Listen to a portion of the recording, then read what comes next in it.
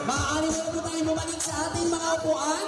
Palakpakan natin ni Yorme Isko Moreno Domagoso at Vice Mayor G. Atienza.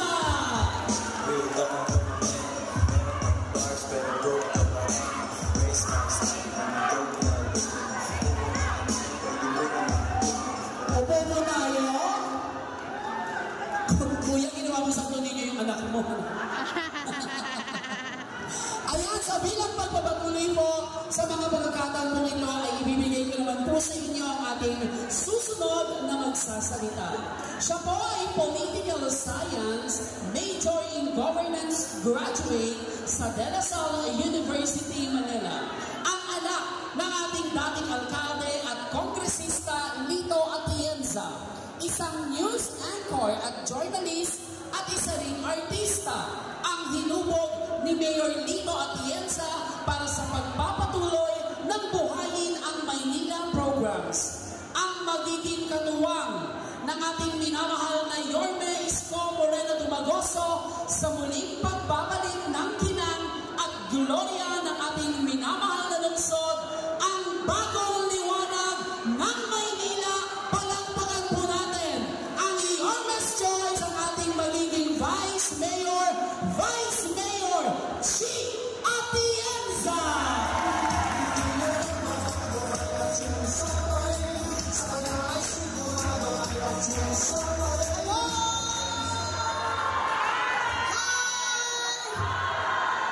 Kamusta po kayong lahat? Masaya po ang aking puso na makasama kayo ngayong hapon. Ako po si G. Atienza, ang bunsong anak ng dating puting Mayor Lito Atienza. Ako rin po ang direktora ng Kababaihan ng Maynila na 40 years organization po ng aking mga magulang. At gaya po ng aking kapatid na si Kuya Kim. Kilala niyo ba yun? Kamukha ka ba, Kuya ko? Bakit kayo tumatawa? Kagaya po ng aking kapatid na si Kuya Kim, ako rin po ay nasa telebisyon bilang isang broadcast journalist. Ngunit, ang totoong pangarap ko sa aking buhay ay maging isang misyonaryo. Ngunit hindi po yan na isang katuparan, kaya ang ginawa ko na lang, dinala ko na lang po ang puso ng misyonaryo kung saan man akong kererang dinala ng Panginoon. 7 taon, ang trabaho ko po ay tagapagbalita at umiikot po ako sa buong bansa para kunin ang kwento ng ating mga kapatid na napag-iwanan sa laylayan ng lipunan. Nakita ko po na kahit ano pala ang iiyak natin, kahit naduguan pa ang ating mensahe sa gobyerno, kung hindi po sila nakikinig sa atin, ika nga ni Yorme, nga pa rin. Kaya anong tinanong ako ni Yorme, kung maaari niya ako maging katambal, ang ginawa ko po, tinignan ko kung pareho ang aking mga advokasya bilang isang broadcast journalist sa mga programa niya nung mayor siya ng Maynila. Pero bago yun, alam ko anong tawag niyo sa aking ama. Bulaklak. bulakin po ba? Alam niyo po, ako po ang bunso sa 6 na magkakapatid. At alam po ng aking mga kapatid na kahit na magkampi-kampihan pa sila, pag meron akong tinatayuan na isang bagay dahil pinaniniwalaan ko yun, kahit na silang 5 awayin ako, hindi ako natitinag. Narinig ko po, pinag-uusapan nila na ipasusuot daw po sa akin ang polo ng aking ama. Alam niyo yun, di ba? Yung bulaklaki na damit. Dahil sa takot ko na ipasuot po sa akin yun, inunahan ko sila. Kaya ang ginawa ko, pinatatakan ko po ang aking likuran ng isang malaking bulaklak. Nakikita niyo po yan? O di napagbigyan ko siya, pero nasunod pa rin ang aking kagustuhan. Ang ibig sabihin po na makulay na bulaklak na ito ay ang pagiging inklusibo. Di ba sabi ni Yorme, pantay-pantay lahat, walang maiiwan. Kasama po dyan ay ang aking mga tinatayuan, senior citizens. Taas po ang kamay ng aming mahal na mga lolo at lola. Marami pala dito. Ay, assalamualaikum, may Muslim pala dito. Mga kapatid ko kayo. Alam niyo po, kaya mahal na mahal ko ang aking mga lolo at lola dahil naniniwala po ako na kung wala po kayo, wala po kami. Kaya kung kami ngayon ang malakas, kami naman ang maninindigan para sa inyo. Pagtingin ko kayo, ay, mahal niya kayo. Naramdaman niyo po ba yon? Ngayon nga lang po ako nakakita eh. Minsan hindi naglalakad. Bigla na lang tumatalon pag nakikita si Yorme para isigaw na bumalik na siya. Tama ba yon? Tama! Lakas ng oo. At isa pa po sa aking tinatayuan ay ang ating mga kapatid na may kapansanan. Mahirap po magkaroon ng kapansanan. Subukan natin kahit isang araw lang, ipikit natin ang ating mga mata. Mahirap, lalo na kung ang gobyerno hindi nakaalalay sa atin. Kaya bilang isang broadcast journalist, tinatayuan ko po yun. Pagtingin ko kay Yorme, mahal niya ang ating mga kapatid na may kapansanan. In fact, nung panahon na mayor siya ng Maynila, nagbibigay nga po siya ng allowance sa ating mga PWDs.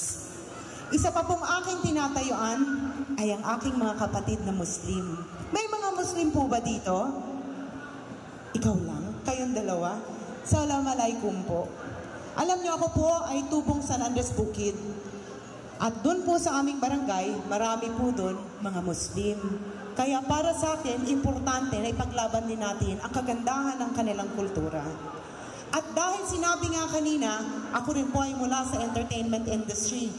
Malapit po ang aking puso sa ating mga kapatid na LGBTQ+. Dahil naniniwala po ako na dapat pantay ang ibigay na karapatan sa kanila.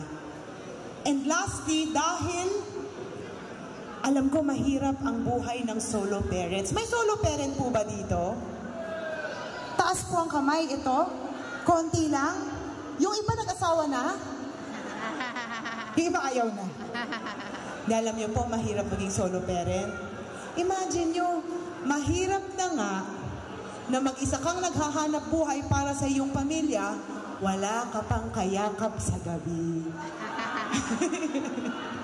Pero alam nyo, importante sa akin na suportahan ng solo parents, lalo na sa kabuhayan o livelihood. Pagtingin ko kay Yorme, nakita ko, mahal rin niya ang solo parents. Nung panahon ay mayor siya ng Maynila, siya ay nagbigay ng allowance sa mga solo parents at hindi po na-delay yun. Tama ba ako? At huwag kayong mag-alala dahil ibabalik po lahat yan balang araw. Alam niyo po, tingnan niyo ako.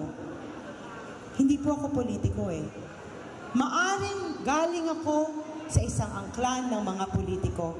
Pero ako po ay may isang puso ng misyonaryo. Narito ako tumatayo sa inyong harapan.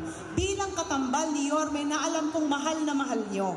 Dahil naniniwala ako na kapag suportahan ko siya bilang vice-alkalde niya, alam ko sinusuportahan ko rin kayo. Ang trabaho po ng vice-alkalde ay maging presiding officer, pangalagaan ng city council, gumawa ng mga ordinansa at batas na nakaangkla sa pangangailangan ninyo. Kaya importante na ang vice-alkalde nyo marunong makinig sa inyo.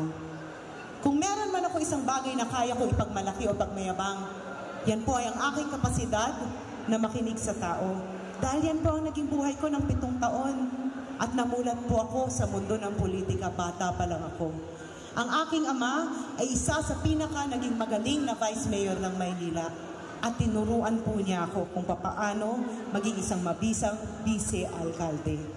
Narinig niyo na ang aking mga advokasya. Then alam niyo na rin po kung ano ang mga batas na gagawin natin balang araw. At yan ay ipagtanggol, maging boses ng ating mga kapatid na ngayon ay umiiyak dahil walang gobyernong nakikinig sa kanila. Kung meron akong puso na marunong makinig, si Yorme merong 2 kamay na mabilis kumilos. Pag pinagsama niyo po si Yorme at si Chia Atienza, mabilis pong matutugunan ang inyong mga pangangailangan. Dahil yan po ang rason kung bakit kami tumatayo dito sa inyong harapan, para maging boses ninyo at marinig kayo.